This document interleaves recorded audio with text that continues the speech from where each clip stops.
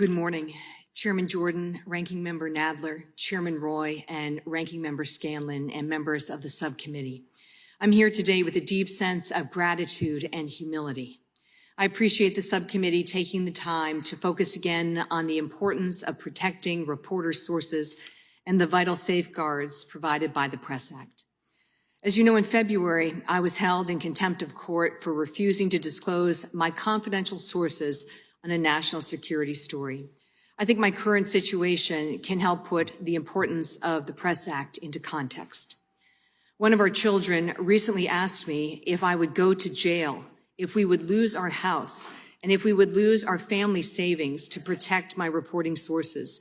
I wanted to answer that in this United States, where we say we value democracy and the role of a vibrant and free press, that it was impossible, but I could not offer that assurance.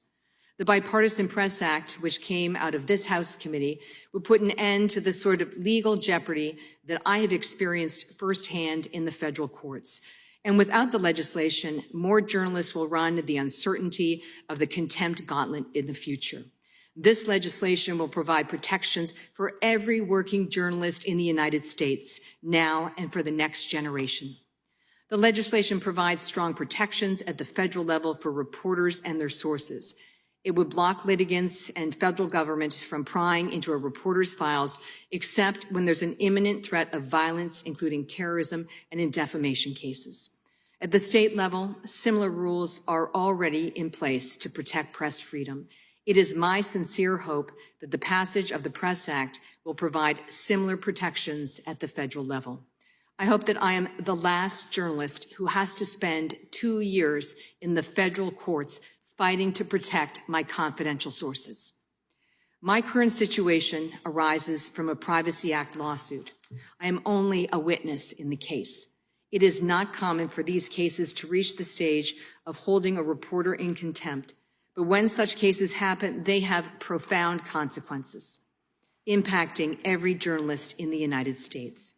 Forcing a reporter to disclose confidential sources would have a crippling effect on investigative journalism, because without reliable assurances of confidentiality, sources will not come forward.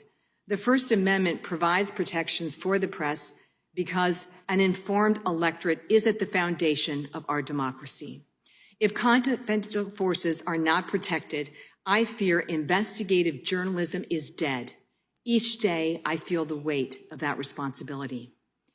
As you know, I was held in contempt of court for upholding the basic journalistic principle of maintaining the pledge of confidentiality to my sources.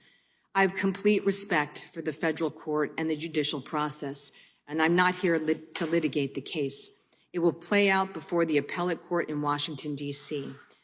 But the fact that I have been fighting in the courts for 2 years and that I am now facing potentially crippling fines of $800 a day to protect my reporting sources underscores the vital importance of the Press Act. When you go through major life events, as I have in recent weeks, losing your job, losing your company health insurance, having your reporting files seized by your former employer, and being held in contempt of court, gives you clarity. The First Amendment, the protection of confidential sources, and a free press are my guiding principles. They are my North Star.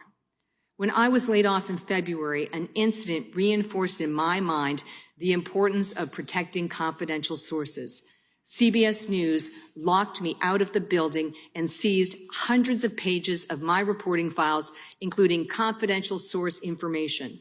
Multiple sources said they were concerned that by working with me to expose government corruption and misconduct, they would be identified and exposed. I pushed back, and with the public support of my union, SAG-AFTRA, the records were returned.